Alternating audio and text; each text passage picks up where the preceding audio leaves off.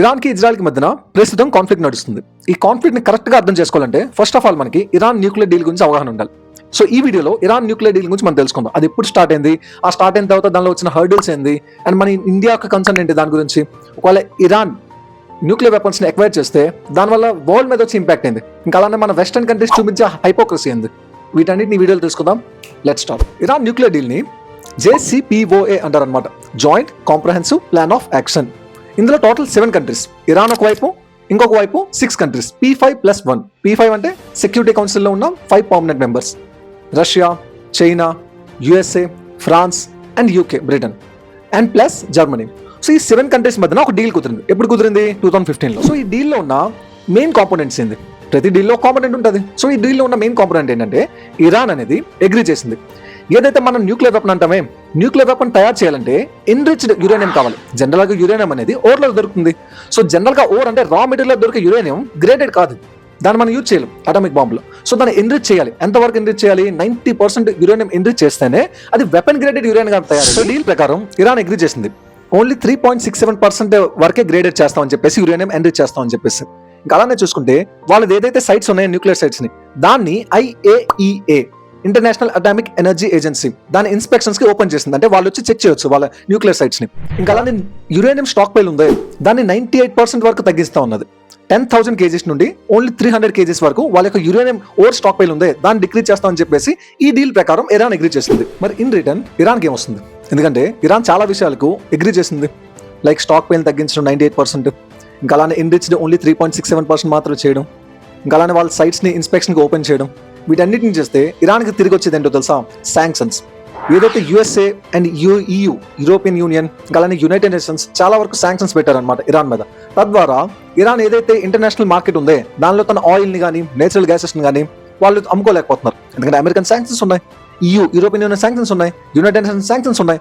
So ప్రతి country, world లో most countries ఇరాన్తో trade చేయాలంటే చాలా కష్టతరంగా ఉంది. సో తద్వారా ఇరాన్ ఎకానమీ మీద కూడా దీని ఇంపాక్ట్ పడింది.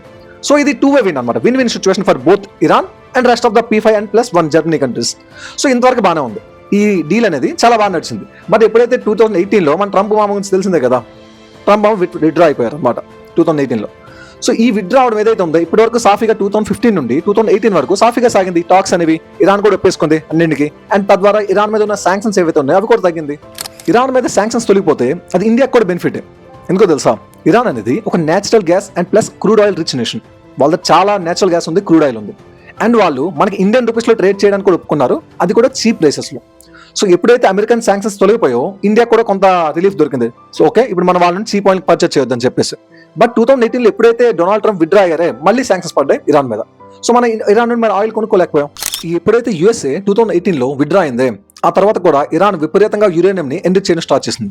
అప్పట్లో ఉన్న ఒక ఎస్టిమేషన్ ప్రకారం 60% వరకు యురేనియం ని ఎన్రిచ్ చేసింది. అంటే అటామిక్ బాంబ్ తయారు చేయడానికి 90% గ్రేడెడ్ ఎన్రిచ్డ్ యురేనియం కావాలి, అలాంటిది 60% వరకు వచ్చింది. అండ్ ఇప్పుడున్న రీసెంట్ ఎస్టిమేషన్ ప్రకారం ఇరాన్ 82% ఎన్రిచ్ చేసింది యురేనియం. అంటే they are very close to make an atomic bomb. So ఇది సీరియస్ కన్సర్న్ ఎవరికి? వెస్టర్న్ కంట్రీస్ కి, ఎస్పెషల్లీ USAకి అండ్ ఇజ్రాయెల్ కి. ఎందుకంటే ఎప్పుడైతే ఇరాన్ చేతిలోకి అటామిక్ వెపన్స్ వచ్చేస్తాయో, ఈ మిడిల్ ఈస్ట్ రీజన్ ఏదైతే ఉందో అక్కడ అమెరికా యొక్క డామినెన్స్, అమెరికా డామినెన్స్ అంటే ఇజ్రాయెల్ డామినెన్స్, ఇజ్రాయెల్ డామినెన్స్ అంటే అమెరికా డామినెన్స్. వీళ్ళిద్దరు తోడు దొంగలు అనొచ్చు, బెస్ట్ ఫ్రెండ్ అనొచ్చు, ఏదైనా అనుకోవచ్చు. ఎందుకంటే జియో పాలిటిక్స్ లో ఏ టర్మ్ యూజ్ చేసినా అది చెల్లుద్ది.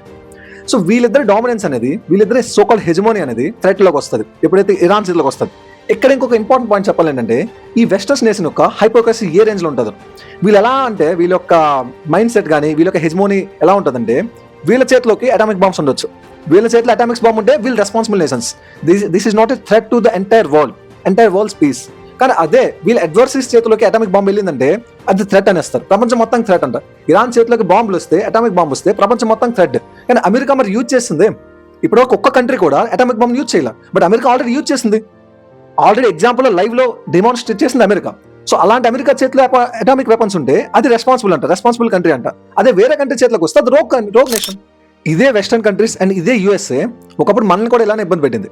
మీరు చూసుకుంటే లాల్ బహదూర్ శాస్త్రి గారిని తాష్కెంట్ లో చనిపోయారు. దాని మీద చాలా స్పెక్యులేషన్స్ అండ్ ఎలిగేషన్స్ ఉన్నాయి, అదొక controversy. So maybe CIA, America CIA intelligence agency వాళ్ళనే చంపారని చెప్పేసి ఒక ఎలిగేషన్ ఉంది. దట్స్ నాట్ ట్రూ, బట్ మన ఇంటెలిజెన్స్ ఏజెన్సీకి వాళ్ళు తెలుసు ఏం జరిగిందని చెప్పేసి.